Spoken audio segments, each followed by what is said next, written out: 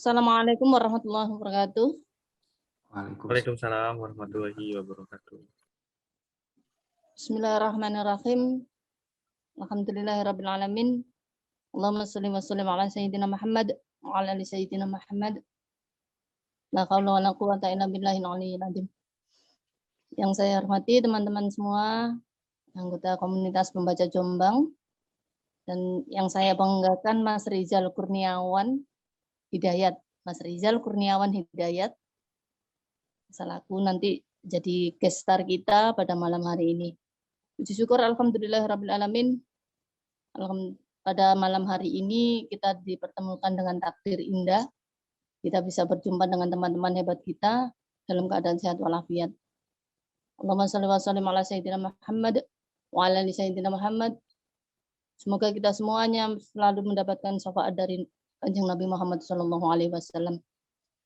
Teman-teman, sudah lama kita tidak bertemu. Makanya kita yang biasanya melakukan meeting setiap minggunya kita terjeda karena beberapa hal, termasuk dengan kesibukannya masing-masing dari kita semua. Dan tentunya komunitas membaca Jombang ini mempersatukan orang-orang yang suka dengan literasi, yang suka dengan bacaan-bacaan, yang suka dengan membaca. Dan alhamdulillah ini ada beberapa teman kita yang hadir. Ini masih ada 6 parsiti, masih ada 6. Mungkin nanti jam 7 mungkin ya, soalnya flyernya itu saya buat jam 7 kemarin itu. Nah, pada pertemuan kali ini kita kedatangan tamu istimewa yaitu Mas Rizal Kurniawan. Beliau adalah mahasiswa Universitas Negeri Surabaya, jurusan Bahasa dan Sastra Indonesia. Nah, Mas Rizal Kurniawan ini adalah seorang yang berkebutuhan khusus. Beliau seorang tunanetra, tapi luar biasa hebatnya. Saya pertama kali bertemu dengan beliau ini, jempol saya ini saya ajukan benar-benar. Saya tidak menduga Mas Rizal yang punya kekurangan, tetapi beliau diberikan kelebihan oleh Tuhan. Saya geleng-geleng kepala aja. Nanti bisa diceritakan pengalaman-pengalamannya seperti apa ya Mas Rizal ya. Alhamdulillah pada malam hari ini kita akan mendengarkan Mas Rizal nanti bercerita dari sebuah novel yang berjudul Sepasang Ular Naga di satu sarang. Nah, seperti apa dari judulnya sudah begitu menarik sekali. Kemarin saya sudah konfirmasi sama Mas Rizal, ternyata isinya itu nama-nama yang dicatat adalah dari legenda ya Mas ya? Ya, dari sejarah. Sejarah. Nama-nama pokok sejarah. Nah, sebelum Mas Rizal Kurniawan ini membacakan seperti biasa kita akan mendengarkan beberapa puisi yang kali ini akan dibacakan oleh Mas Aris.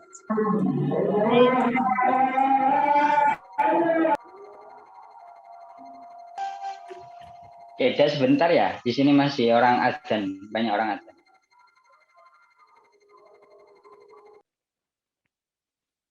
Saya mulai. Terima kasih yang saya hormati moderator Bu Khotim, yang saya banggakan pemateri Mas Rizal Kurniawan. Terima kasih Mas telah bersedia menjadi pemateri di forum komunitas baca Jombang ini, yang juga saya hormati Mas Atok selaku inisiator atas adanya komunitas baca ini, dan koordinatornya Mas Syarif yang luar biasa. Dia sudah banyak menulis buku, salah satunya puisi yang akan saya baca pada kesempatan kali ini. Puisi pertama yang akan saya baca adalah punyai Yuli Masinda, tapi sayang orangnya nggak bergabung pada malam hari ini. Nggak ada ya, Mbak Yuli, nggak ada. Sangkurku yang saban hari membersemaiku sudah mulai tak menentu. Sesekali tajam dan tak jarang pula tumpul. Sedangkan dilema adalah sebuah kewajaran. Beberapa pertanyaan mengutip dan membuntuti pikiran dan hati. Sejenak, ku coba meluruskan dengkulku. Ku tarik napas dalam-dalam sambil kupejamkan mata. Tak lama kemudian, pikiranku menganak sungai. Deras, bergemuruh, riuh, di sela-sela teguh dan runtuh. Kemudian aku bicara kepada sisiraku sendiri, maumu apa? Hati pun kutanyai sama. Mereka serentak menjawab, entah. Kutanya lagi, lejar. Mereka mengangguk ragu. Selang 5 detik mereka menjawab, tapi ributku mengalahkan Tungkul. 8 Oktober 2021. Berikutnya ini puisi dari Mas Syarif tentang aku dan rindu. Semuanya kayaknya ini berkaitan dengan yang romantisme-romantisme.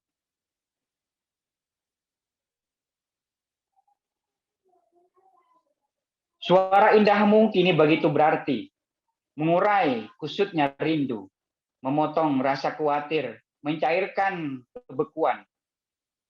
Terbatas ruang dan waktu berdamai dengan rindu, keluh kesah hanya Tuhan yang tahu, meronta dalam sunyi malam. Ternyata begini rasanya tak bertemu kekasih hati. Kasih, ajariku sifat ikhlas tanpa merindu. Rindu tanpa bertemu, bertemu kamu. Itu mauku. Aku tak biasa begini, menanggung rindu hingga melelahan. Seharian tanpa tujuan, namamu hadir di saat doa sebelum fajar terbit. Hadir kembali saat adzan subuh menggema. Hadir juga saat matahari mulai bertemu duha. Setiap sujud terselip nama indahmu. Dalam munajat panjang maupun hadir juga cinta memang gila.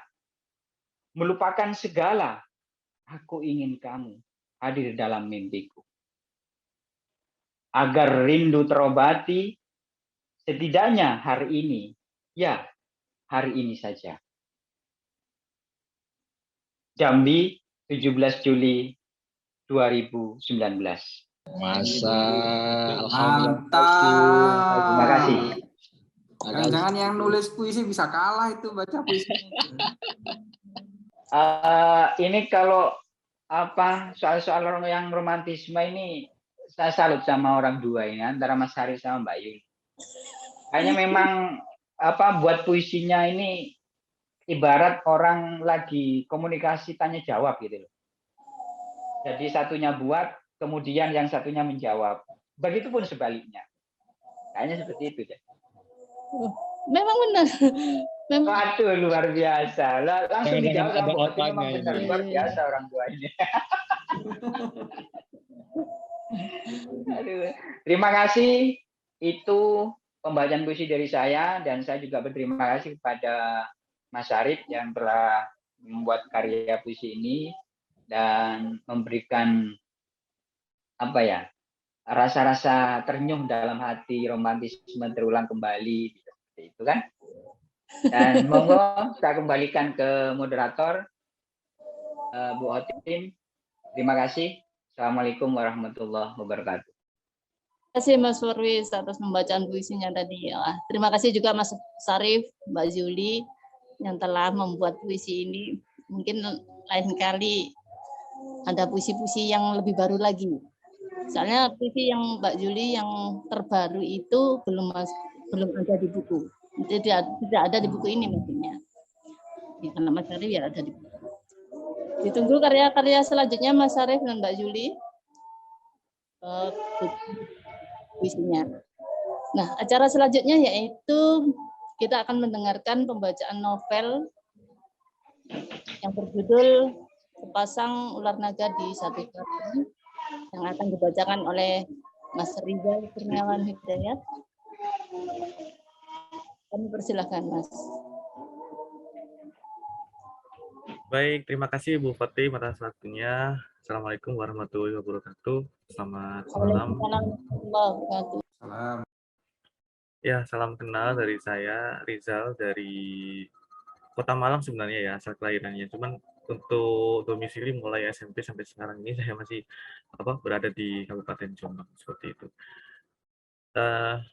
Saya berkuliah di Universitas Negeri Surabaya, angkatan tahun 2020, mengambil jurusan di Pendidikan Bahasa dan Sastra Indonesia.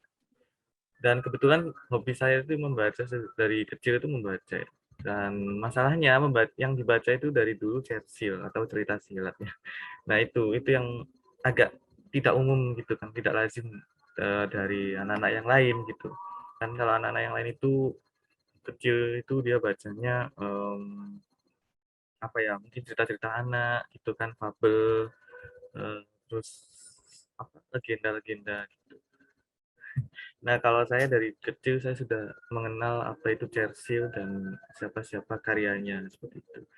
Jadi mungkin dari Bapak Ibu pernah mendengar Scooping Hoe Scooping Hoe yang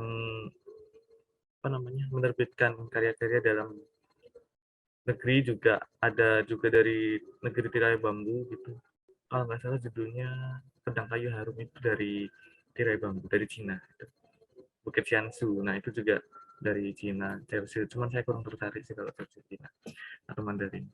Saya lebih tertarik cersil Indonesia, apalagi tentang sejarah seperti karya S. Hamintarja ini yang berjudul Sepasang Ular Naga di Satu Sarang. Jadi sekilas info saja, novel ini menceritakan tentang sejarah kerajaan besar di Tanah Jawa, khususnya Jawa Timur, yaitu Singasari, di masa pemerintahan dua orang penguasa ya, Raja dan Ratu Anggabaya kalau nggak salah sebutannya. Jadi mereka berdua adalah Ranggabumi dan Mahesa Cempaka. Nah, alhamdulillah kemarin sudah selesai, hari apa ya kemarin ya? Hari Senin atau Minggu kalau nggak salah. Sudah selesai, sudah menamatkan satu novelnya.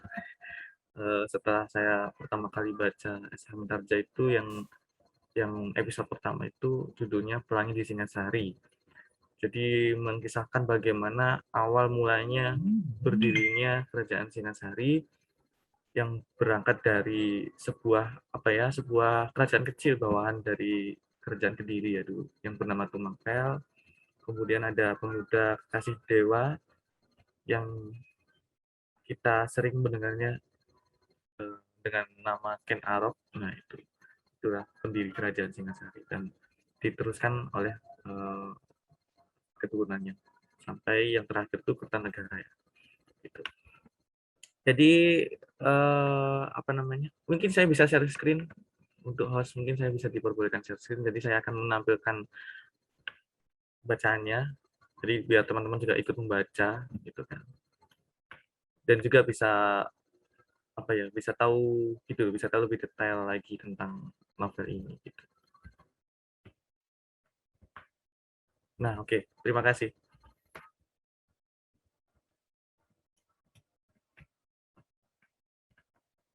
Nah, apakah layar saya sudah tampak di layar Bapak Ibu semuanya? Sudah ya. Sudah. Oke. Nah, ini saya sengaja share screen di bagian yang awal sendiri ya kan. Ini dari S. Hamintarja, Sepasang Ular Naga di Satu Sarang itu judulnya. Ini jilidnya ada berapa kemarin ya? 40 kalau nggak salah. Lupa saya tuh menghitungnya. Cuman karena dulu nggak tahu ini siapa yang ini kan kalau dijadikan satu file itu sangat panjang sekali gitu. Nah, membaca itu kalau nggak berhenti di tengah-tengah itu kan kurang gitu ya, kurang nyaman gitu kan, sehingga dipecah-pecah, dipotong-potong gitu, jadi beberapa 60 file yang berformatkan teks dokumen atau TXT, yang format yang sangat umum sekali buat cerita sih, terutama buat baca cerita itu. Kalau di tunanetra itu pakai teks dokumen. Itu ada 60 file. Ini yang file pertama, judul. Nah, ini ulasan singkat, prolog mungkin ya. Nah, sepercik darah telah membasahi tahta Singasari, seperti juga saat Tumapel jatuh ke tangan Kenaro yang kemudian berhasil mempersatukan Singasari dan menjadi raja yang bergelar Sri Rajasa Batara Sang Amruwa Bumi.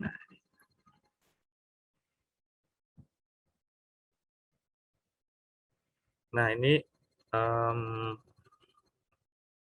oh ya, jadi ini ulasan singkat dari seri terakhir, atau iya, seri terakhir, bagian terakhir dari buku yang berjudul Pelangi di Singasari. Jadi di seri terakhir itu mendekati klimaks itu dikisahkan bahwa istana Ken Arok itu dimasuki oleh juru tamannya Anusapati yang merasa tidak senang dengan tingkahnya Ken Arok, karena sebenarnya Anusapati berhak mendapatkan jabatan sebagai putra mahkota. Akan tetapi karena pengaruh yang negatif dari istri keduanya, yaitu Ken Umang, sehingga Ken Arok condong menuruti saran-saran yang dikatakan oleh Ken Umang. Jadi Ken Arok lebih mengasihi Toh Jaya itu. Nah, Toh Jaya itu putra dari Ken Umang daripada Anusapati yang notabene sebagai putra Ken Dedes, istri pertama. Nah, seperti ini nih. Jadi juru taman itu bukan membunuh sih, berniat membunuh, tapi karena ilmunya memang kalah tinggi dari Ken Arok sehingga dia terbunuh oleh keris yang sudah kita dengar, tentu sering dengar ya kalau zaman dulu, keris Empu Gandring. Nah, itu. Terus Anusapati muncul dan lagi seperti ini.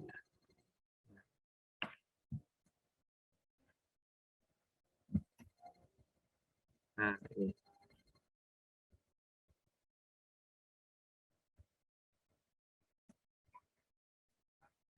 Nah, jadi Empu Gandring pernah mengatakan waktu Ken Arok membunuhnya ya, karena perasaan kecewanya lantaran keris itu belum jadi sempurna, walaupun meskipun dia itu menunggu lama gitu. Ya, Ken Arok menunggu lama, tapi ternyata kerisnya belum jadi sempurna, sehingga dia kecewa, kemudian membunuh Empu Gandring, dan di akhir hidupnya dia mengatakan kalau keris itu akan berturut-turut meminum darah korbannya gitu. Nah, ini korban pertama Empu Gandring, kedua dan ketiga, dan seterusnya.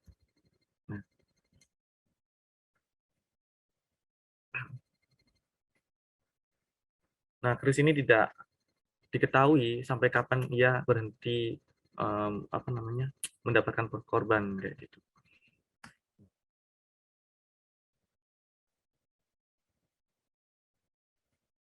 Nah, di masa pemerintahan Anusapati itu hanya berdurasi 1 tahun, Bapak Ibu, karena Anusapati itu hidup di istana, hidup di dalam sekam ya kan. Jadi ada api yang suatu waktu bisa berkobar gitu. Ya, dendam dari Toh Jaya. Karena peluang dia sebagai raja hilang ya bersamaan dengan terbunuhnya Ken Arok, sehingga otomatis seluruh rakyat Singasari mengangkat Anusapati sebagai raja. Nah, Toh Jaya melancarkan fitnah bahwa juru taman yang disebut juga pengalasan batil itu diupah oleh Anusapati untuk membunuh Ken Arok, kemudian untuk menghilangkan jejak, Anusapati membunuh Julutaman itu fitnah ya, fitnah dari Tohjaya. Sebenarnya tidak seperti itu. Jadi ya berpura-pura gitu kan, Tohjaya sama Ken Umangnya berpura-pura tunduk ya kan, tunduk dan patuh gitu di bawah perintah Raja Anusapati. Nah, mungkin langsung aja ya. Ini sudah sebagian besar sebenarnya dari buku ini yang sudah saya ceritakan. Nah, kalau baca nih lama sekali gitu kan. Soalnya saya memerlukan baca satu file itu sekitar 30 sampai 45 menit begitu. Jadi saya baca 60 file itu dalam waktu 3 minggu lebih ya. Karena ya itu tadi mungkin kesibukan saya juga lumayan padat akhir-akhir ini sehingga novel ini saya jadikan sebagai penghibur di kala suntuk. Nah, mungkin langsung ke konflik aja ya. Konflik dalam novel ini ya terkait apa namanya pembunuhan Anusapati. Nah, ini sebentar saya akhiri dulu ininya.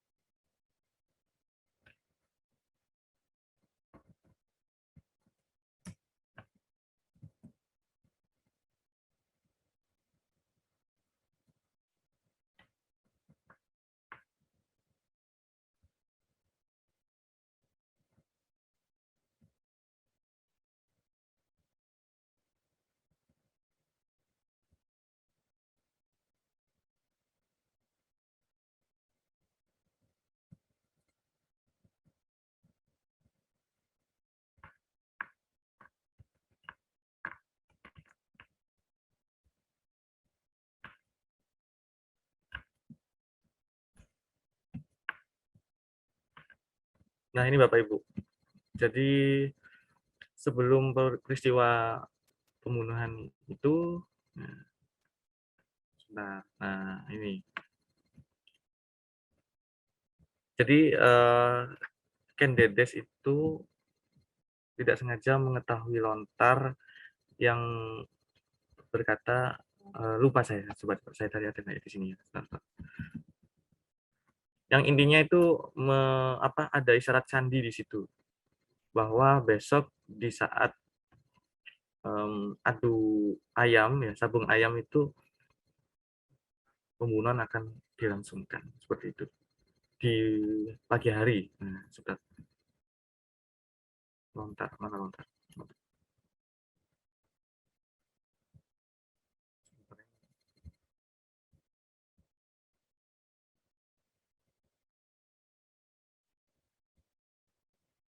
Sebentar ya, teman-teman.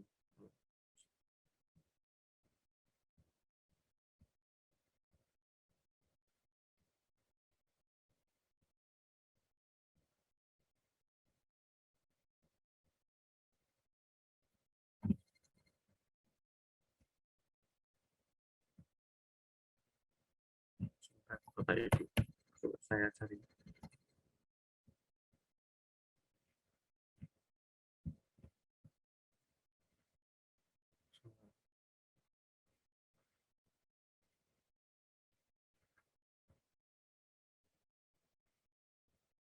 Nah, sebentar.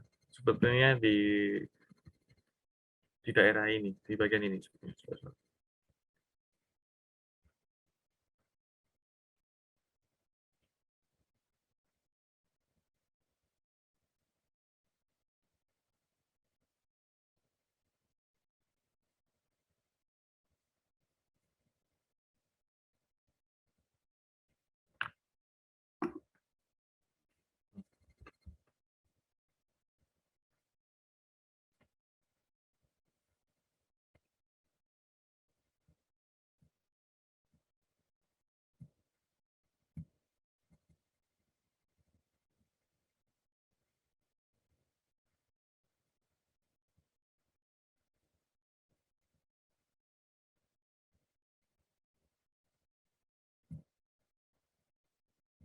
Nah, sebentar. Nah, ini nih. Ini. Dia jadi berawal dari candidates itu melihat sesuatu di lantai kamar. Ternyata itu sesuatu itu adalah lontar. Nah, ini kata-katanya.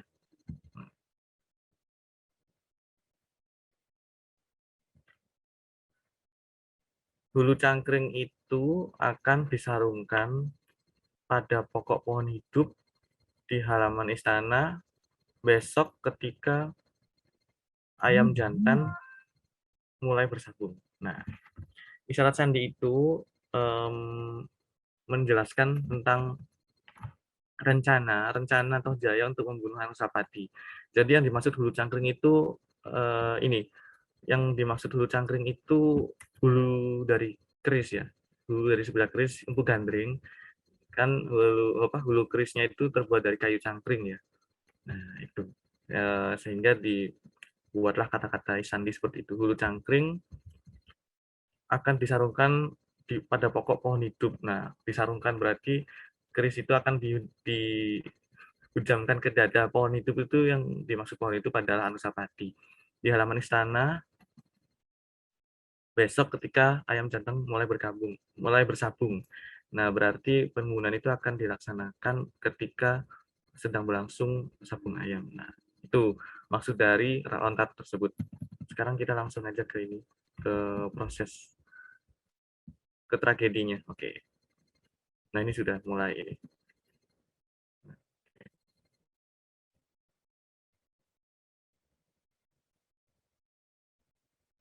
Jadi, Candidates baru menyadari kecemasannya bahwa lontar itu pasti mengandung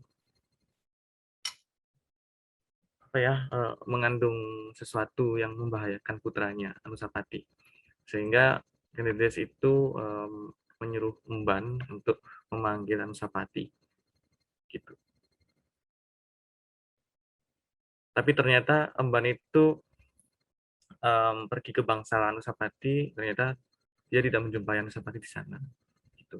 Dia hanya menjumpai permaisuri atau istri dari Anusapati tersebut.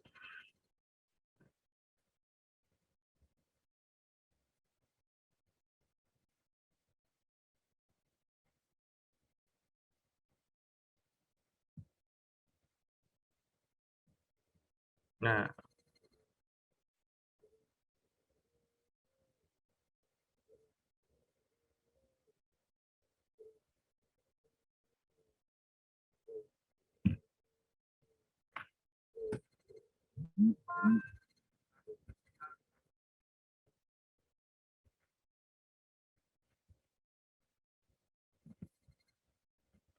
setelah dari Bangsal Anusapati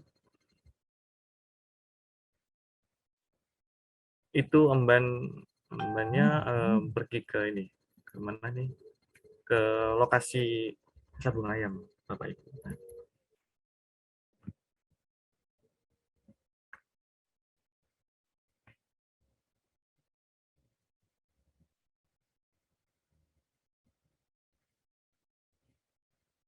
Nah, Mbak masih bingung. Oh ya, pergi ke ini, ke istana sebelah, yaitu Istana Ken Umang. Tapi ternyata nggak jadi. Nah, oh sebentar, jadi nggak ya? Sebentar, coba.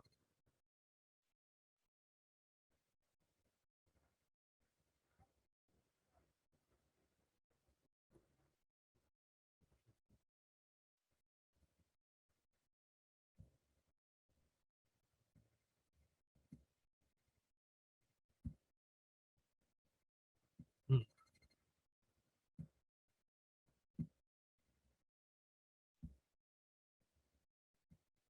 Oh ya, jadi langsung nggak jadi ke Istana Ken Umang, tapi langsung ke arena sabung ayam itu. Nah, ternyata di sana Anusapati ada duduk di situ, duduk di situ.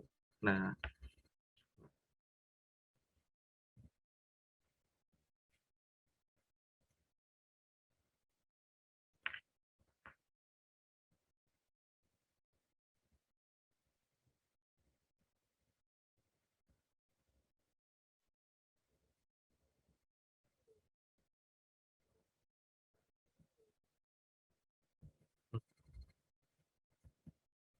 langsung aja ke sini. Nah,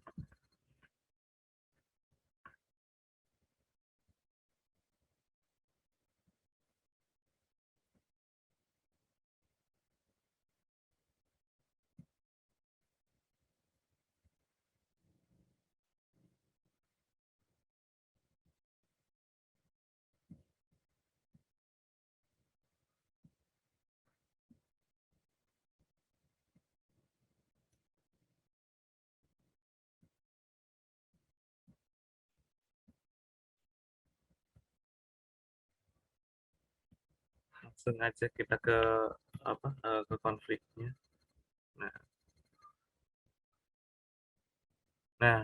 Oke.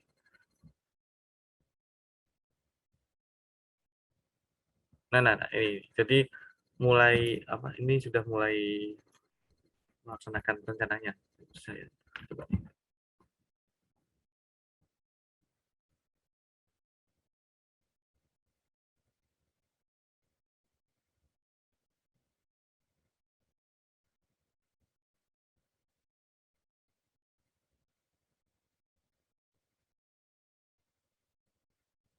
Jadi Tohjaya menyerang Anusapati di saat Anusapati itu sangat serius melihat gelanggang ya, melihat kedua ayam yang sedang bertarung. Tapi ternyata ada seorang yang melihat keris di tangan Tohjaya.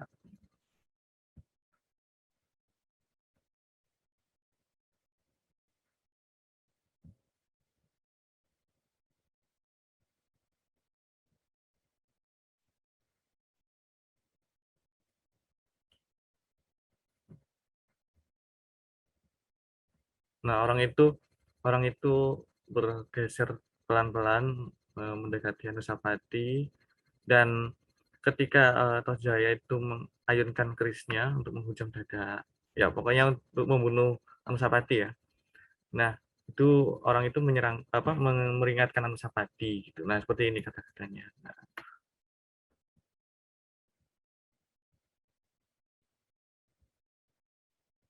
di lambung ya, mohon maaf, di lambung. Bukan di dada, di lambung.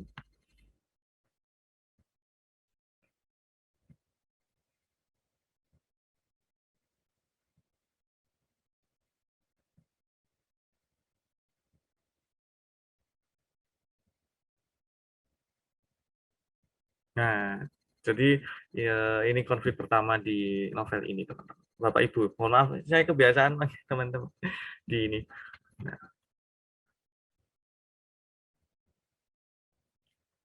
Nah, akhirnya 4 pengawal khusus itu bagaikan orang kehilangan akal, mereka mengamuk gitu ya. Seperti seekor banteng yang terluka. Jadi, yes, pokoknya dia mengamuk.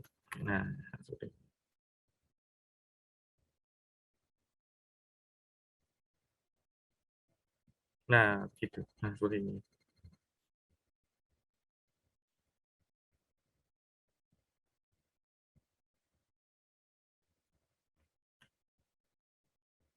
Nah, akhirnya arena sabung ayam itu menjadi kacau balau.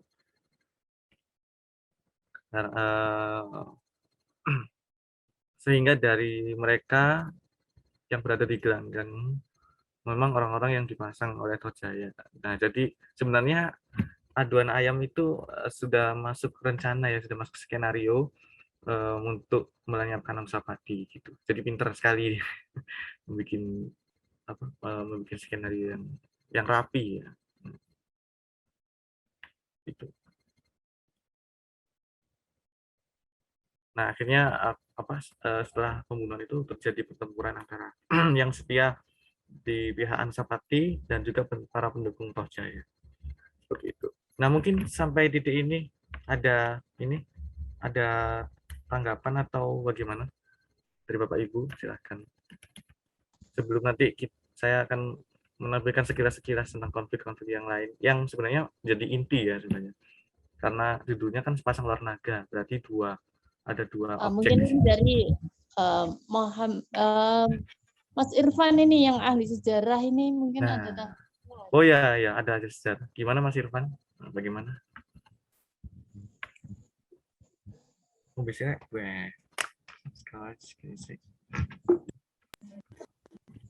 Gimana Mas?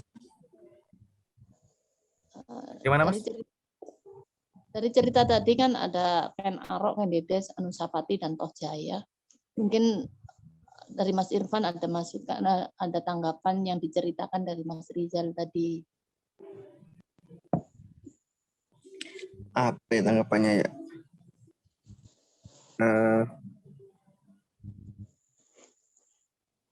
Ya itu kan cerita dari Serat Para Ratun itu kan.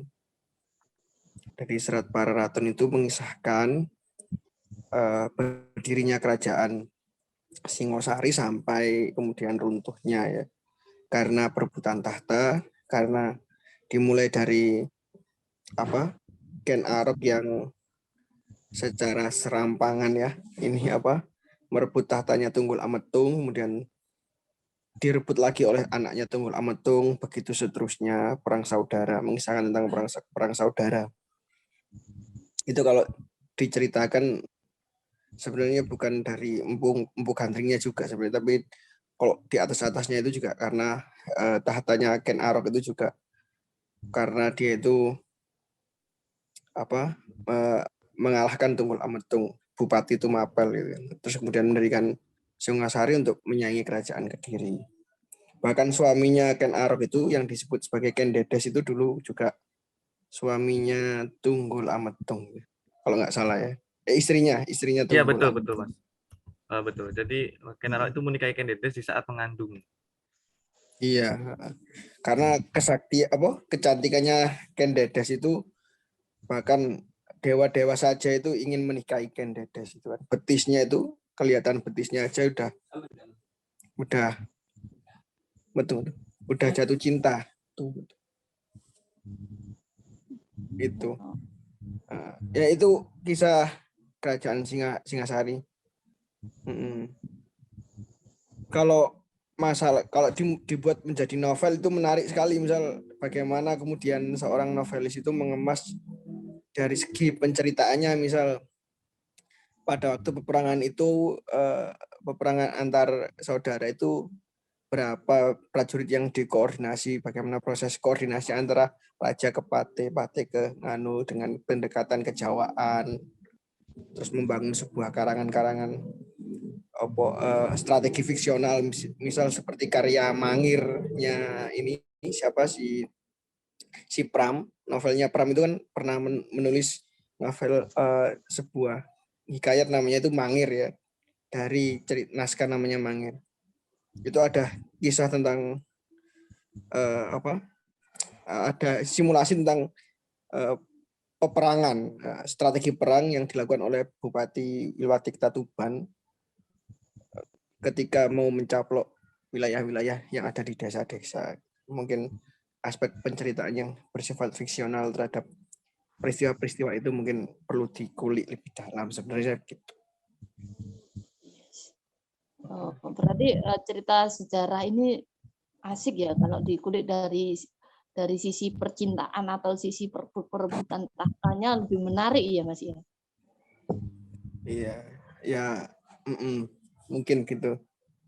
Ini saya lagi ada masalah di bibir saya ini, agak benjol ini, mohon maaf, agak sulit kalau bicara. Iya. Nah, ya, terima kasih Mas Irfan tanggapannya. Saya kembalikan ke Mas Rizal. Silahkan dilanjutkan kembali Mas. Baik, terima kasih Mas Irfan ya atas ulasannya. Ya, betul, memang menarik sekali untuk dibaca ya novel-novel yang menceritakan sejarah-sejarah gitu kan. Karena bagaimana kecakapan dari penulis itu menceritakan sejarah ya kan, tapi mungkin ada bumbu-bumbunya gitu. Nah, itu bumbu-bumbunya itu yang menentukan menurut saya gitu, karena kalau bumbunya salah juga wah itu fatal sekali gitu kan, apalagi dia mengangkat temanya itu yang berhubungan dengan sejarah gitu. Ya, salam kenal Bu Putri. Tadi saya sempat baca di chat Bu Putri sebagai dosen UNESA. Saya juga mahasiswa UNESA Ibu. Baik, akan saya lanjutkan sebentar, mungkin sebentar.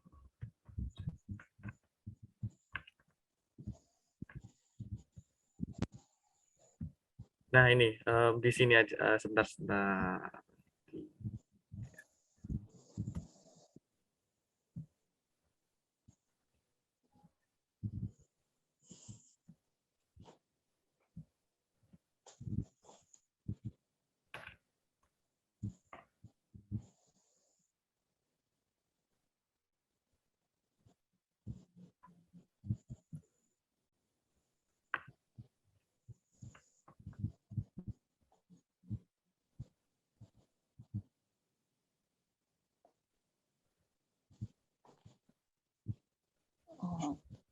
Mas Rizal ini tanpa ada teman untuk membantu menghidupkan skripnya, jadi saya salut ini Mas Rizal ini menggunakan gawai,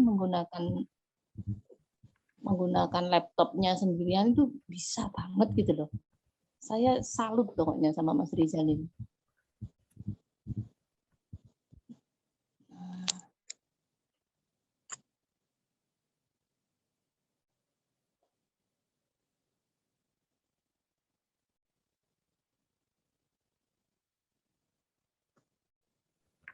Sudah Ibu, sudah saya tadi saya masih mencari-cari bagian-bagian mana yang perlu saya tampilkan seperti itu. Nah, ini apa namanya? Sudah ya, ini kita langsung loncat ke sini. Jadi ini masa-masa tegang ya antara apa namanya? Peperangan ya. Peperangan yang lebih besar dari kan kalau waktu perebutan tahta dari Anusapati ke Tohjaya hanyalah apa ya, mungkin kejadian kecil ya menurut saya, karena setelah Anusapati dibunuh sudah selesai, mungkin hanya apa ya, perkelahian kecil saja kayak 4 pengawal tadi yang ngamuk itu kan, terus ada apalagi gitu yang kurang puas, itu sudah gampang, sudah dapat diselesaikan. Nah ini kalau yang ini, ini nanti apa antara pasukan Tohjaya dan pasukan dari Ranggawuni. Nah, jadi saya akan mencoba untuk mengulas sedikit. Jadi setelah pemerintahan Tohjaya itu berjalan beberapa waktu, Tohjaya melakukan tindakan-tindakan yang keliru ya kan, banyak kekurangan-kekurangan dalam mengatur kerajaan begitu. Ya, termasuk juga Tohjaya dibayang-bayangi oleh dendam mungkin saja yang terlahir dari adik-adiknya Nusapati ataupun anaknya Nusapati. Nah, Nusapati kan sudah punya anak ya waktu itu yang bernama Ranggawuni. Nah, itu Tohjaya sangat mengkhawatirkan sekali, apalagi Ranggawuni tumbuh menjadi anak muda yang perkasa, yang akan memiliki ilmu tanpa tanding, karena gurunya pun juga sebagai tokoh yang tanpa tanding ya, tokoh kelas atas. Itu Maisa Agni, itu gurunya. Dan Ranggawuni juga tidak mendapatkan satu orang guru, tapi lebih dari satu gurunya. Ada Maisa Agni, ada Witantra. Nah, Witantra ini dia dulu sewaktu pemerintahan Tunggul Ametung, dia sebagai pimpinan pengawal istana Witantra. Namun karena apa ya, adiknya Kebu Ijo yang dibunuh oleh Ken Arok, sehingga dia kecewa ya dengan, sebenarnya dia nggak mengetahui siapa pembunuh dari Kebu Ijo Witantra itu, teman karena dia kecewa sehingga dia mengundurkan diri dari jabatannya, akhirnya mengasingkan diri, tapi muncul kembali di permukaan ketika masa-masa pemerintahannya Anusapati sampai masa-masa pemerintahannya ini Ranggawuni dan Maisa Cempaka. Nah, ini menurut saya ini sebagai pelajaran saya ya kalau misalnya saya bikin karya, karena entah ini dari apa ya, dari siapanya yang edit atau bagaimana, ini ada yang salah penulisan ya, Mulia padahal Mulai. Oke. Ini jadi saya kalau membaca sebuah novel itu kadang ya memang kalau dipresentasikan 80% itu cenderung ke temanya, cenderung ke alurnya ceritanya. Tapi sisanya saya meneliti gaya kepenulisan dan juga mungkin ada kesalahan-kesalahan di situ. Siapa tahu nanti kan saya bisa resensi dari buku itu kan. Nah, oke. Nah, ini masa-masa akan terjadinya perebutan tahta kembali di Kerajaan Singasari. Nah,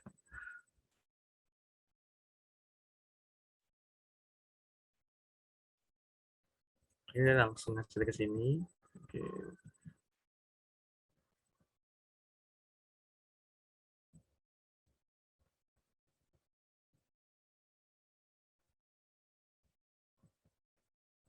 Jadi ada di waktu pemerintahan baik dari mulai Ken Arok sampai perebutan tahta dari Tohjaya ke Ranggabuni itu ada tokoh yang menarik yang berjuluk kesatria berkuda putih, dan pelakunya sebenarnya dari pihak istana sendiri gitu.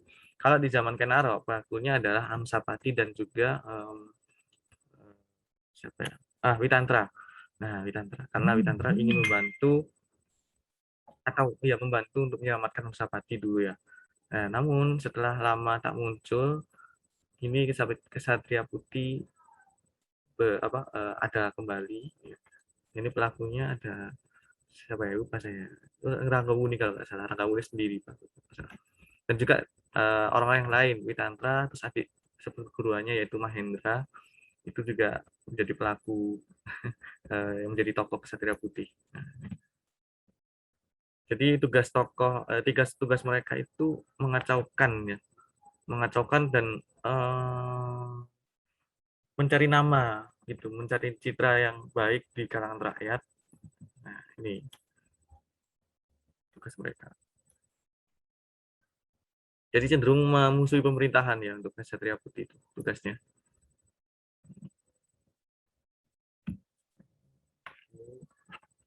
Langsung aja ke sini.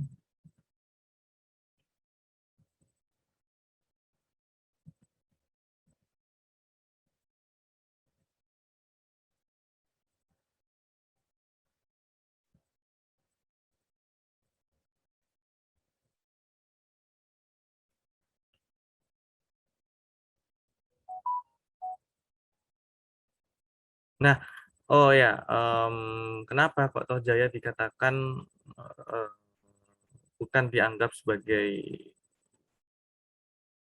yang sudah tidak dianggap sebagai pelindung lagi, karena Tohjaya ternyata baru mengetahui bagaimana sebenarnya dia itu lahir.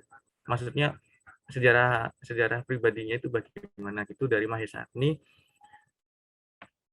yang sebenarnya dari keinginan Ken Umang. Jadi Ken Umang dulu tuh sebenarnya naksir Mahesatmi gitu, tapi karena Mahesatminya nggak mau, sehingga Ken Umang tuh kecewa. Dia merasa sebagai cewek yang cewek yang rendah gitu, sehingga akhirnya muncullah bibit-bibit dendam sampai saat ini ya, sampai di cerita ini. Nah, ini Ken Umang masih ingin mempermalukan Mahesatmi. Nah, tapi karena dia keinginannya terlalu menggebu, akhirnya dia terjatuh pada keinginan tersebut. Jadi waktu Ken Umang berusaha untuk mempermalukan Mahesatmi, tapi Mahesatmi dengan penuh kesabaran walaupun di dalam hatinya mungkin panas, itu tidak sengaja mengungkit-ungkit sejarah kelahirannya Tohjaya di depan Tohjaya sendiri. Jadi sejarahnya Tohjaya itu kalau di novel sebelumnya, di judul sebelumnya, yaitu di Langit Singasari. Nah, itu berawal dari hubungan gelap ya antara Ken Arok dengan Ken Umang di hutan perburuan saat Ken Arok sedang berburu. Nah, itu berawal dari hubungan gelap, akhirnya Ken Arok menanamkan benihnya ke rahim Ken Umang, yang akhirnya lahirlah Tohjaya seperti itu. Nah, Tohjaya merasa malu, merasa kehilangan harga diri, sehingga dia jadi tidak menentu sikapnya, dan hal itu mempengaruhi para bawahannya gitu. Jadi bingung ya, para bawahannya itu bingung semua bagaimana mereka bersikap, bagaimana mereka. Karena kalau melaporkan salah, nggak melaporkan juga salah gitu. Jadi kalau melaporkan resikonya didamprat-damprat, dimarahi, dibentak-bentak gitu. Tapi kalau nggak melaporkan nanti juga dituduh mengkhianati. Nah, itu kan salah juga.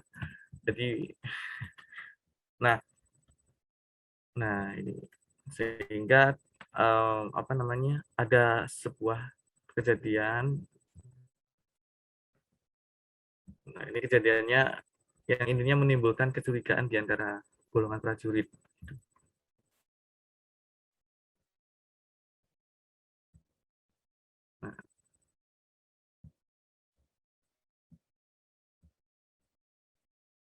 Nah, jadi ketidakpastian dan keraguan-raguan sikap telah menguasai hati setiap panglima. Dipertajam lagi dengan kecurigaan dan ketidakpercayaan satu dengan yang lain. Dengan demikian, maka mereka pun tidak membicarakan setiap persoalan dengan terbuka. Nah ini ada tokoh yang namanya Lembu Ampal, yang sebenarnya Lembu Ampal itu malah ditugasi oleh Tohjaya untuk membunuh Ranggawuni dan Mahisa Cempaka. Nah, karena Lembu Ampal itu disadarkan ya oleh guru-guru dari Ranggawuni. Jadi Ranggawuni itu melarikan diri, Bapak Ibu. Ranggawuni itu melarikan diri ke jauh ya, ke tengah-tengah tempat yang terpencil, dan disitulah mereka belajar ilmu kanuragan semakin tekun, dan Lembu Ampal dengan pengembaraannya dalam rangka mencari Ranggawuni akhirnya berhasil menemukan tempat itu, dan sebenarnya sudah sempat ya berkelahi dengan Ranggawuni, tapi karena dia kalah ilmu sehingga dia kalah, dan akhirnya disadarkan oleh Mahendra bahwa apa yang dia lakukan itu keliru gitu. Dan sebenarnya kalau dipikir-pikir itu Ranggawuni lah yang berhak menduduki tahta Singasari. Nah, seperti ini.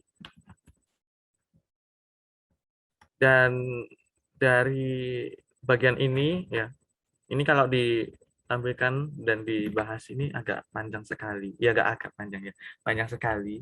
Jadi saya akan mengulas bagian ini.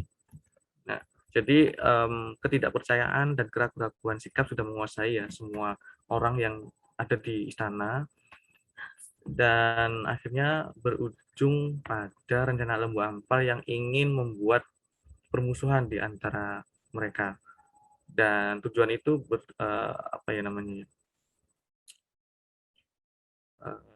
mengharapkan gimana ya, kemarahan dari Tohjaya karena dianggap tidak apa ya teman-teman ya, tidak bisa menjalankan tugas gitu, sehingga sampai terjadi peristiwa seperti itu. Nah, gitu.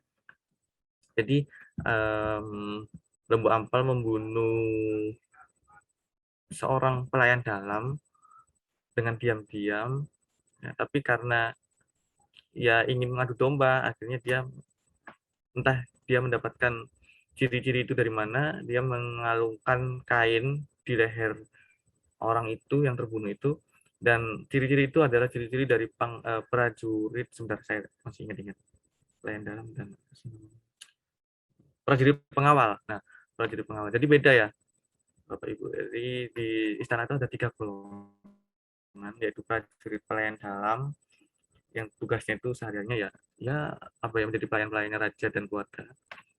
Serta prajurit pengawal, yaitu pengawal raja, dan prajurit tempur yang khusus biasanya di medan perang seperti itu. Nah, akhirnya timbullah kegemparan dan antara prajurit pelayan dalam dengan prajurit pengawal saling bermusuhan, sehingga kedua panglima dari masing-masing golongan itu dipanggil oleh Tohjaya.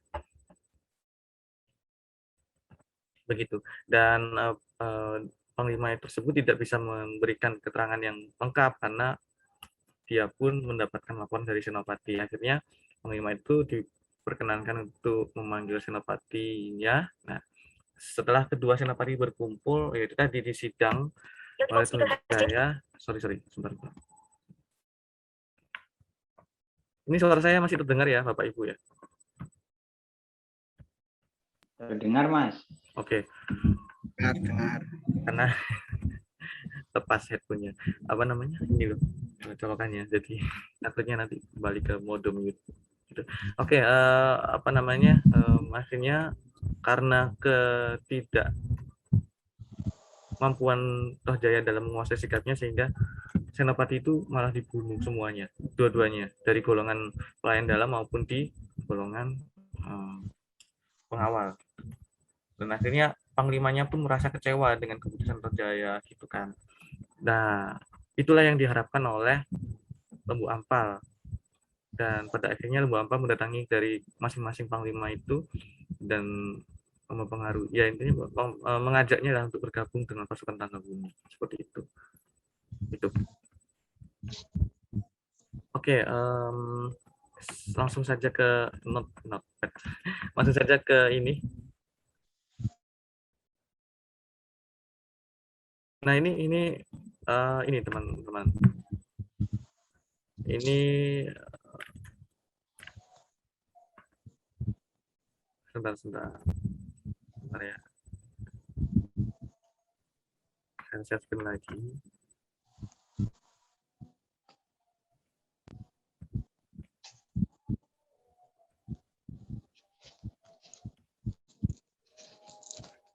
Nah, seperti ini susunannya novel itu. Jadi ada 60 file ya. 1, 2, 3, 4, 5 sampai 60 sampai sini. Nah, ini sampai ini. Nah, peristiwa perebutan tahtanya di file yang ke-18. Kalau nggak salah. Sebentar kita lihat dulu. Nah,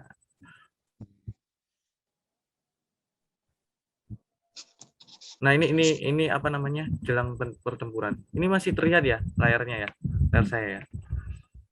Masih. Nah, ini. Langsung ke puncak cerita aja, Mas. Soalnya kita juga dibatasi waktu nanti. Oke. Siap, Ibu. Ya.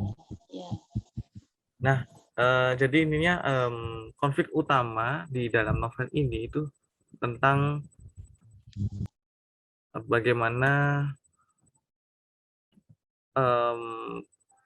bagaimana suasana di zaman pemerintahan kedua orang penguasa, yaitu Ranggabweni dan Mahesa Cempaka.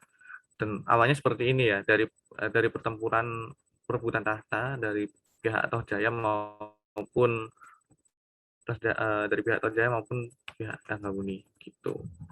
Nah, ini di bagian ini.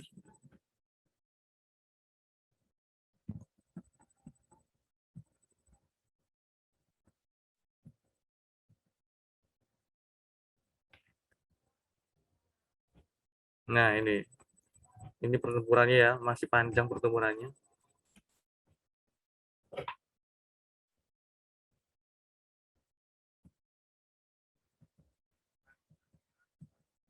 Sebentar.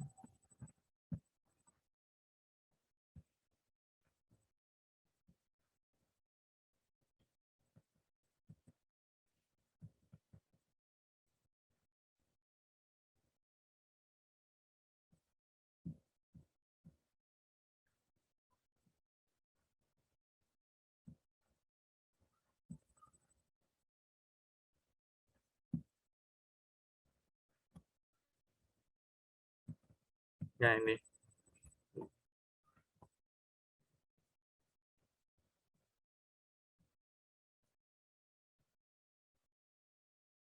Ya, Bapak Ibu, sebentar. Di sini.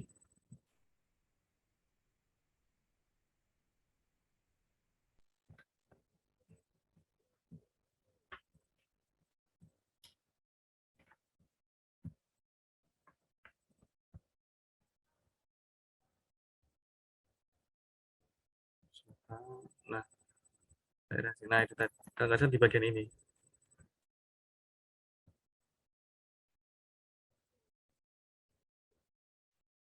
Oh, di sini berarti. Sebentar.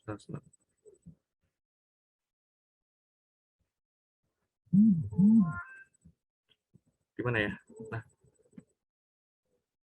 di bagian ini, sebentar. Nah, jadi di sini Tohjaya terbunuh oleh tusukan kerisnya sendiri karena apa ya? Istilahnya mati sampih dulu itu. Jadi yang dibunuh, jadi Tohjaya membunuh prajurit muda karena dia salah kata, salah ucap, sehingga dia sehingga Tohjaya marah dan akhirnya mereka bertempur. Setelah Tohjaya membunuh prajurit itu dengan sisa-sisa kekuatannya, prajurit itu akhirnya berusaha untuk apa ya menyentuh keris yang dipegang Tohjaya itu ke arah dada Tohjaya sendiri gitu. Tentunya berhasil seperti itu. Nah, jadi langsung ke intinya aja. Nah, ini setelah terbunuhnya Tohjaya diadakan penobatan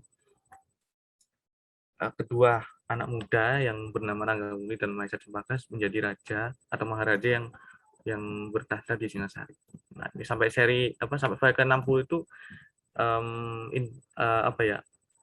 Intinya mengisahkan gitu tantangan-tantangan yang dihadapi oleh Ranggabweni gitu. Jadi ada pemberontak-pemberontak, ada usaha untuk menggulingkan kekuasaan Ranggabuni tapi tidak berhasil. Nah, seperti itu mungkin Bapak Ibu untuk ulasan singkatnya. Nanti akan saya bagikan di grup saja untuk file ini ya, file novelnya. Mungkin Bapak Ibu kalau ada waktu senggang bisa meneliti lebih detail lagi daripada sekedar ini. Ulasan sekilas-sekilas. Seperti itu. Terima kasih. Oh, Saya kembalikan ke Bu Khotim. terima kasih Mas Rizal. Ini tadi mungkin kita sudah dengarkan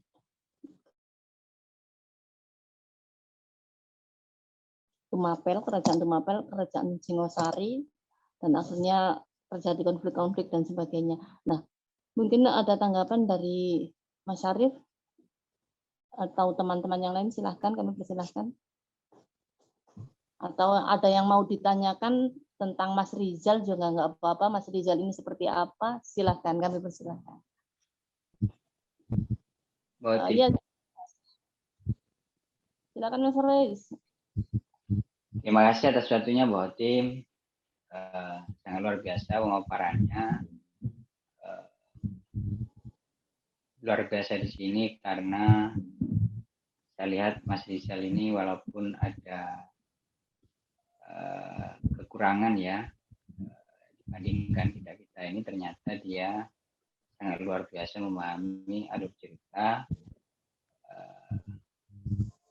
dan saya tidak mengira bahwa dia itu bisa membaca dengan baik seperti orang-orang kebanyakan yang seperti kita.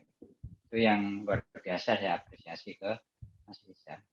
Yang kedua, Mas Rizal, sepanjang yang saya baca terkait cerita Ken Arok ini, Krisnya yang mempunyai sendiri, yang membuat sendiri, yaitu Kris Bugandring itu, akhir cerita dari Kris itu seperti apa? Itu pertanyaan pertama. Akhir cerita itu seperti apa? Akhir cerita dari Kris itu seperti apa? Apakah terus memakan korban? Sampai kapan memakan korbannya? Terus yang berikutnya, ini pertanyaan ke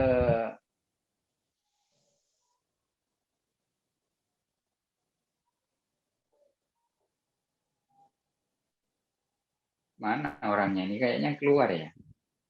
Ya, silakan teruskan saja Mas, nanti datang. Nggak apa-apa Pak, silahkan. Nggak apa-apa, santai aja. Nggak usah ini lagu-lagu.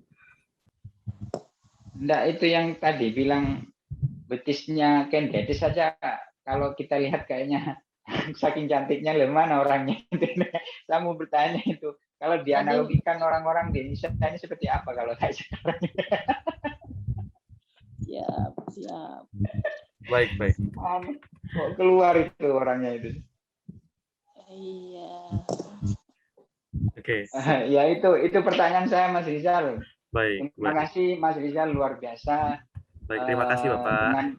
Dengan keterbatasannya kita bisa memahami apa yang disampaikan oleh Mas Rizal. Ya, langsung ditanggapi Mas Rizal, silakan. Ya, untuk kisah Kris sendiri masih nah setelah di Toh Jaya itu sudah nggak nyinggung-nyinggung lagi di novel ini, maksudnya penulisnya sudah nggak nyinggung-nyinggung Kris Empu Gandring, tapi entahlah, ini saya masih dalam proses membaca seri yang selanjutnya. Jadi Sepasang Ular Naga di Satu Sarang itu masih memiliki serial selanjutnya yang berjudul Panasnya Bunga Mekar. Nah, di sini ini saya masih di file yang keberapa ini, ke-15 kalau nggak salah. Itu masih ya mungkin kejadian-kejadian yang menurut saya kurang menarik sih. Apalagi kalau untuk diulas ya. Hanya sekedar, kan di 15 file awal itu hanya menceritakan perjalanan seorang anak muda, yang anak muda tersebut anaknya Mahendra, dan Mahendra pun akhirnya menjadi pembantunya Ranggabuni, meskipun dia tidak terjun langsung di keprajuritan, tapi dia sering terlibat dalam tugas-tugas negara, tugas-tugas kerajaan. Nah, itu sih. Nah, untuk ya itu tadi, untuk kisah Krisnya saya masih belum menemukan klimaksnya, karena tiba-tiba saja hilang, itu nggak ditulis lagi, nggak disebut-sebut lagi. Nah, itu kemana larinya keris itu nggak disebut-sebut. Dan usaha untuk melarung itu, nah gini, saya kan juga hobi ya mendengarkan sandiwara radio. Mungkin ada yang pernah dengar dulu itu Brahma Kumbara. Nah, sejenis itu sih sebenarnya. Nah, kalau yang saya dengar itu Sabda Panita Ratu itu juga berlatar belakang berdirinya Kerajaan Singasari. Nah, keris itu dilarung tapi nggak bisa.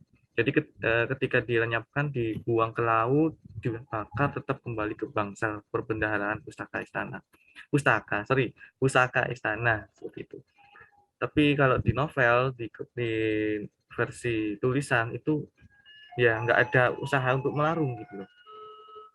Nggak ada usaha untuk melarung. Jadi keris itu seolah-olah berpindah-pindah tangan gitu, dari Ken Arok dititipkan ke Kendedes, kemudian dikasihkan ke Anusapati, kemudian direbut oleh Tohjaya. Nah, itu dari Tohjaya masih belum ada kelanjutan lagi dari keris bukan. Seperti itu Pak, siapa? Fahri siapa? Farwis. Nah, iya.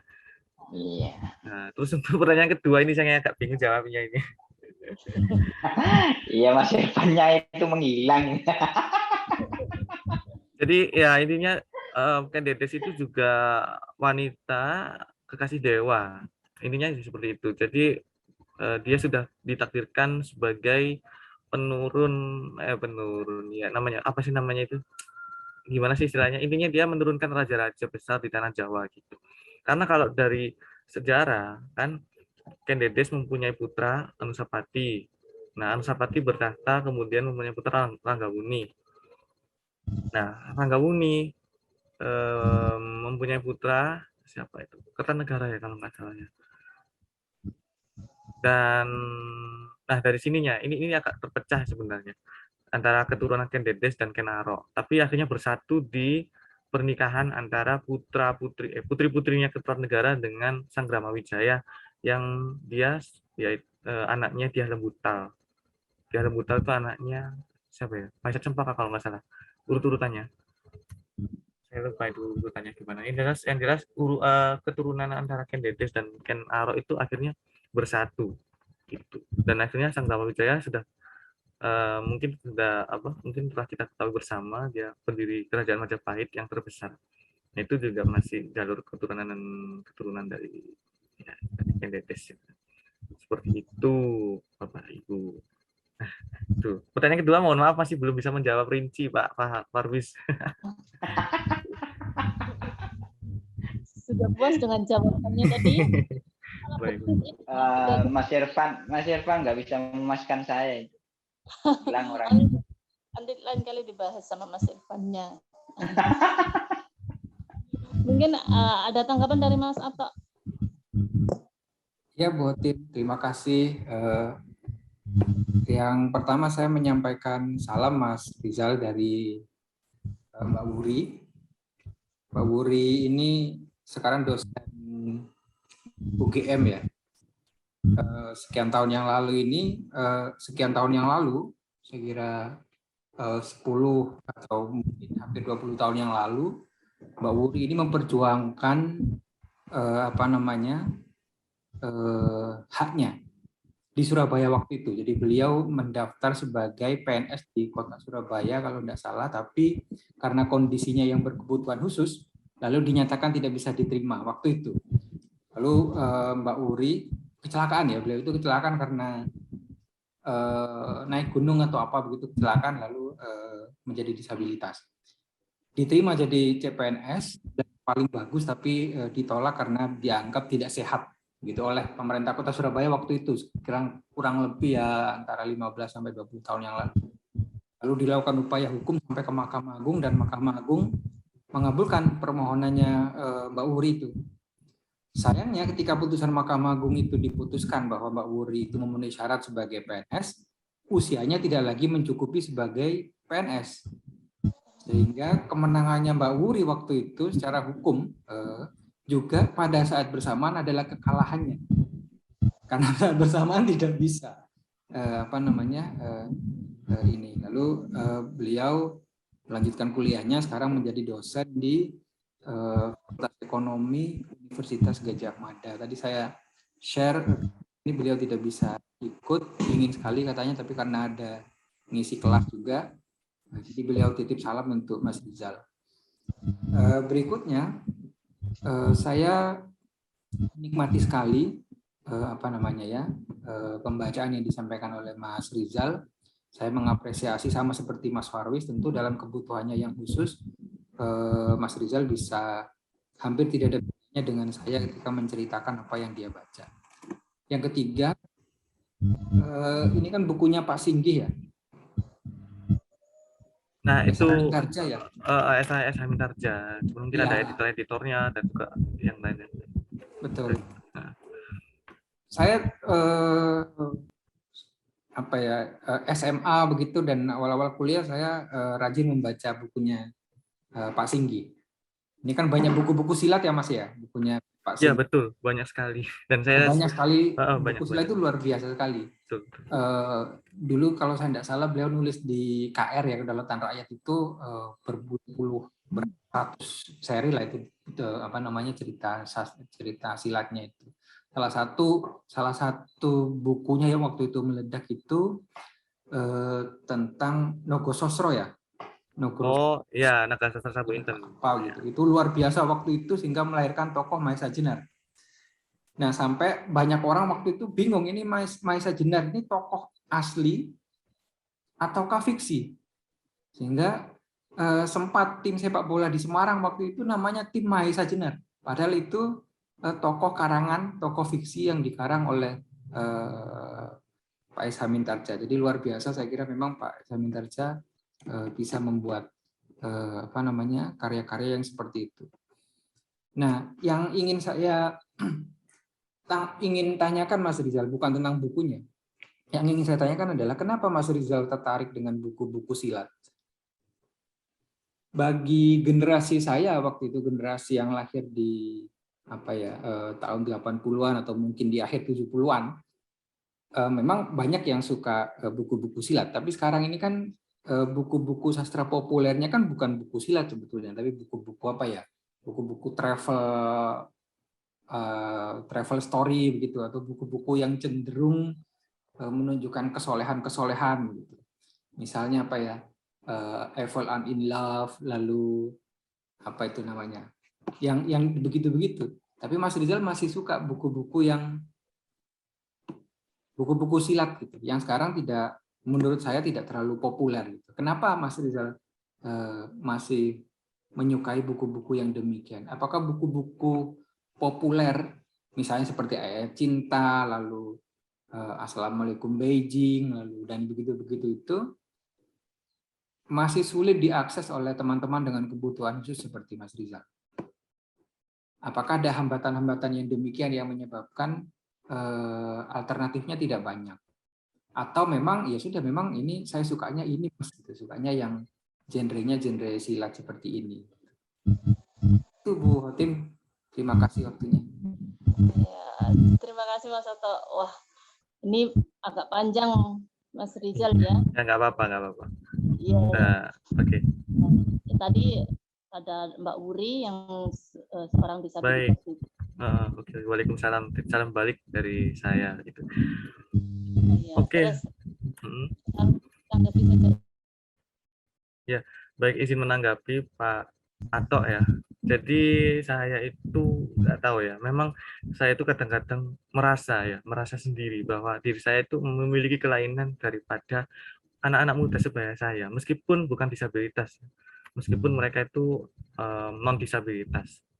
Jadi kalau lagu-lagunya pun dari kategori musik pun saya itu ya memang saya tidak sepenuhnya ke arah zaman-zaman dulu gitu. Ya saya tetap lebih tertarik dengan EDM kalau musik ya, atau elektronik dance musik yang iramanya itu kebanyakan buat senam.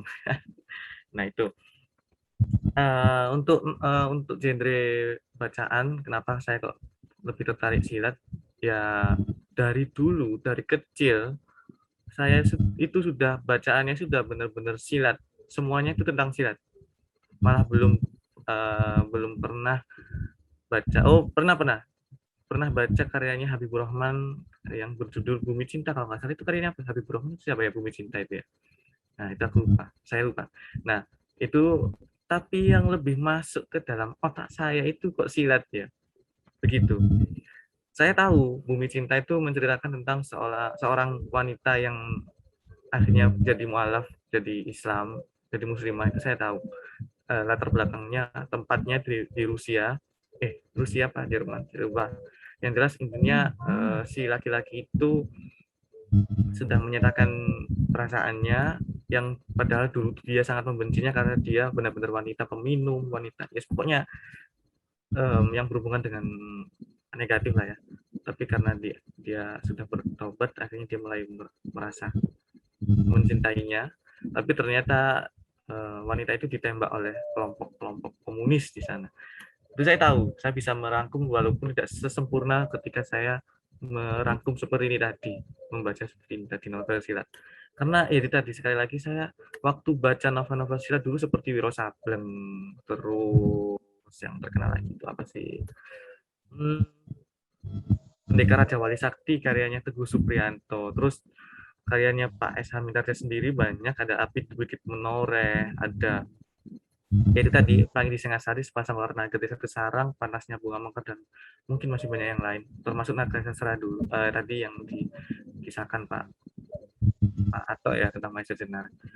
Jadi saya lebih tertarik, lebih bisa menjiwai ya, walaupun novel-novel sekarang ini novel romans ya, terutama di kalangan anak muda, novel-novel percintaan itu saya juga bisa lah ya, bisa terhanyut gitu.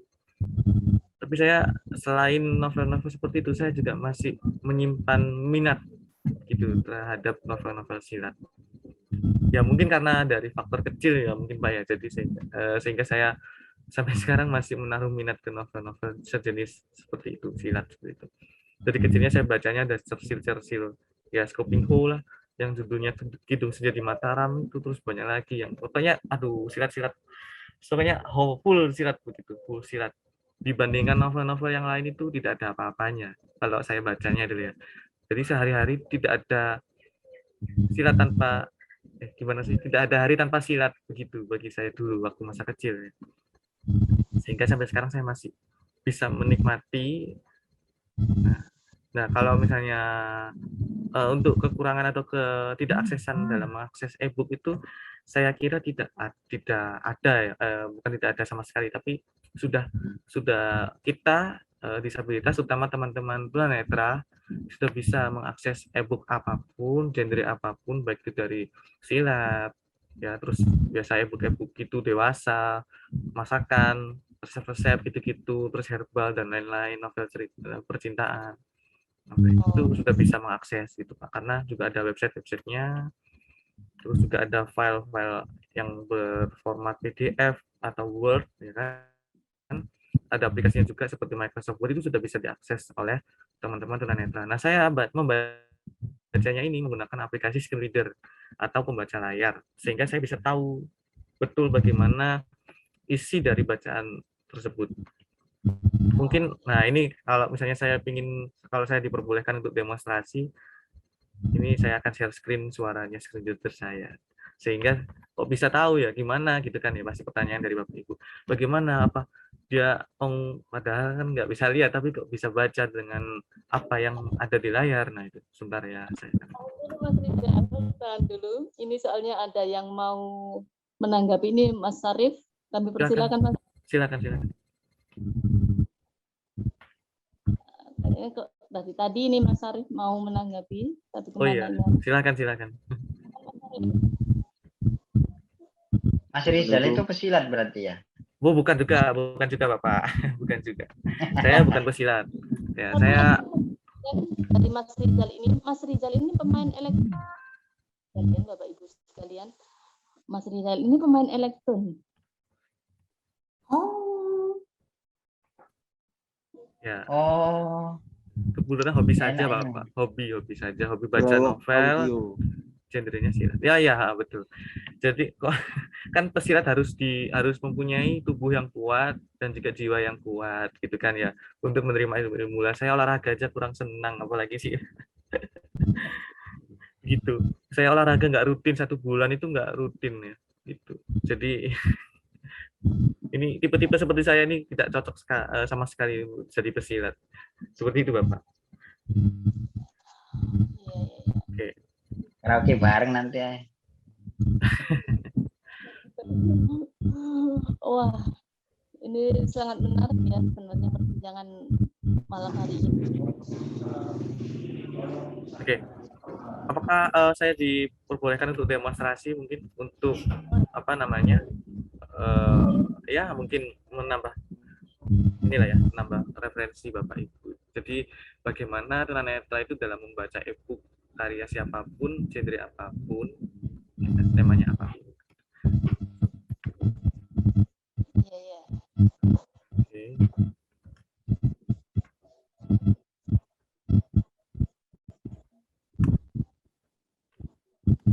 Nah, Stop share Alt plus F. Oke.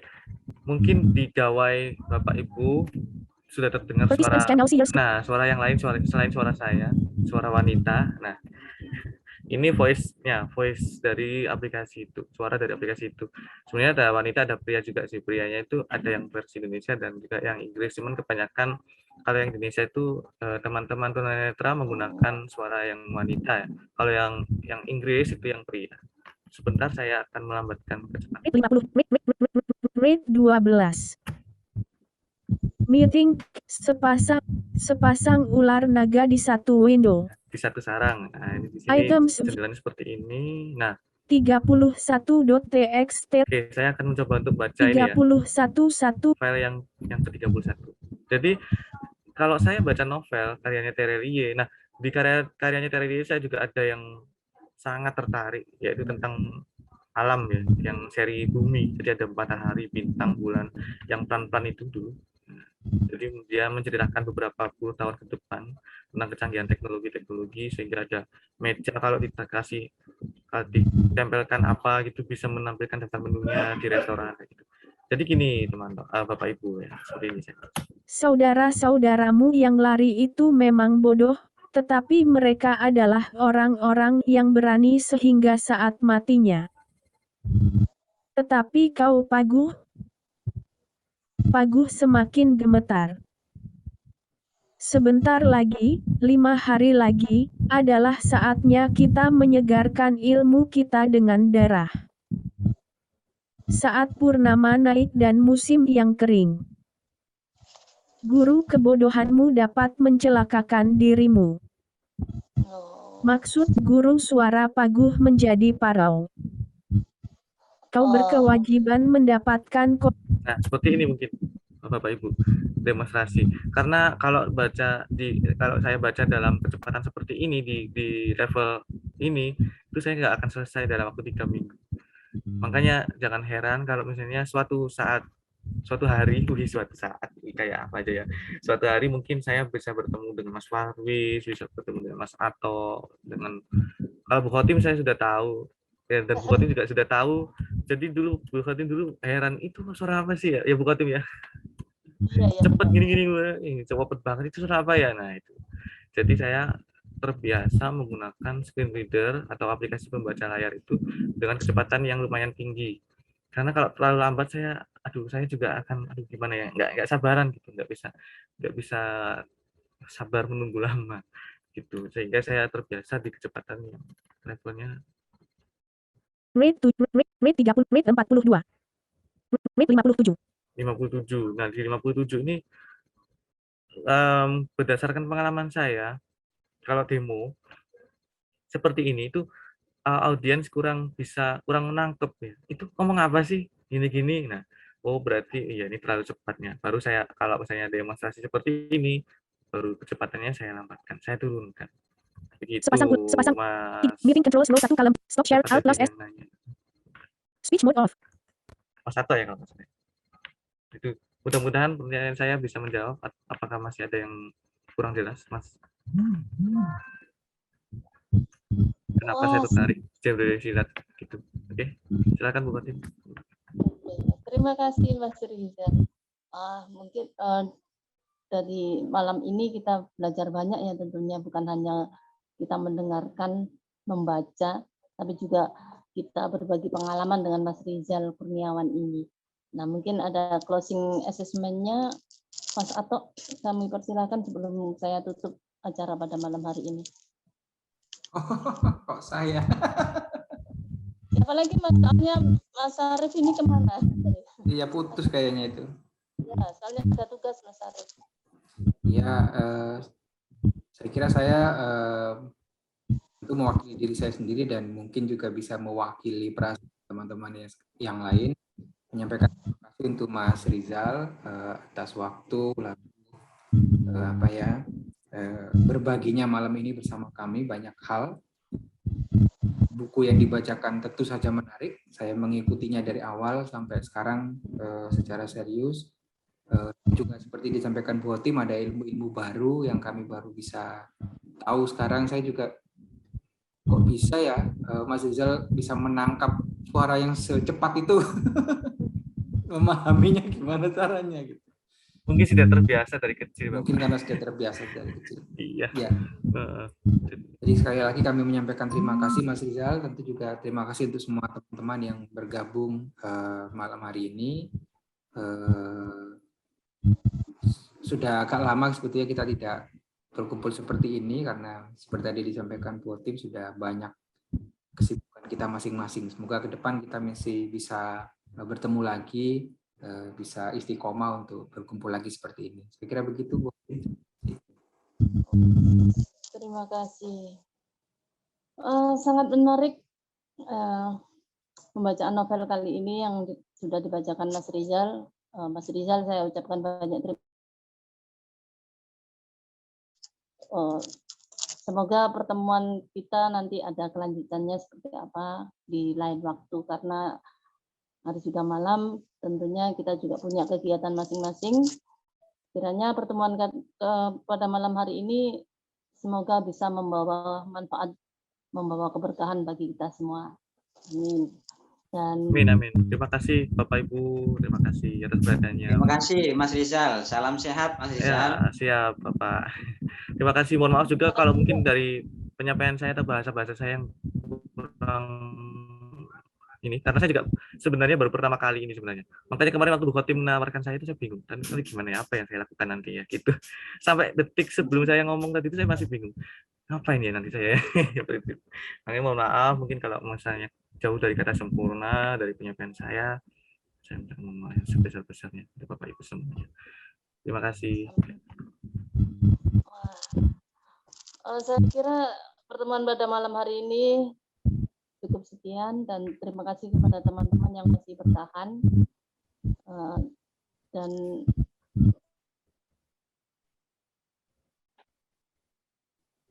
selamat malam teman-teman semua. Assalamualaikum warahmatullahi wabarakatuh. Waalaikumsalam warahmatullahi wabarakatuh. Terima kasih Bu Khotim, terima kasih Pak Farwis, Pak Ato, dan teman-teman Bapak Ibu semuanya yang lain.